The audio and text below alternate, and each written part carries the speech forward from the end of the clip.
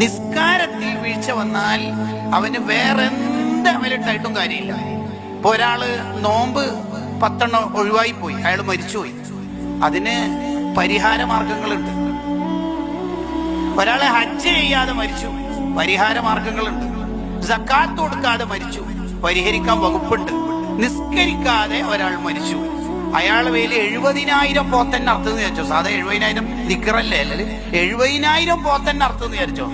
എന്താ പരിഹരിക്കോ? ഈ ളുഹർ ഇല്ല, പരിഹരിക്കൂല. നിസ്കാരത്തിന് പകരം വേറെ ഒന്നും ഇല്ല. 7 വയസ്സ് മുതൽ കുട്ടികളെ നിസ്കരിക്കാൻ കൽപ്പിക്കണം. 7 വയസ്സ് മുതൽ ആൺകുട്ടിയാണെങ്കിലും പെൺകുട്ടിയാണെങ്കിലും നിസ്കരിക്കാൻ കൽപ്പിക്കാത്ത മാതാപിതാക്കൾ ഫാസിഖീങ്ങളായിരിക്കും. ഷെഹ്റാൻ ഇമാം റഹ്മുള്ള പറയുന്നുണ്ട്, ചില ഉപ്പമാര് ഉമ്മമാർക്ക് കൊട്ടേഷൻ കൊടുക്കും, ദാ നീ എല്ലാം നോക്കണേ, ഫീസ് മറ്റേ ഞാൻ ജിപേ ചെയ്യാം, ഇതൊന്നും എന്നെ കൊണ്ടാവില്ല.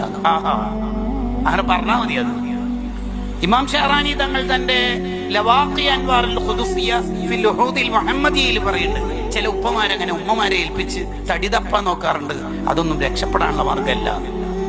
നിസ്കാരം കൊണ്ട് 7 വയസ്സ് മുതൽ കൽപ്പിച്ചിരിക്കണം. ഓരോ വഖത്തിനും കുട്ടിനോട് പറഞ്ഞാലേ ആ കുട്ടി നിസ്കരിക്കുള്ളൂ.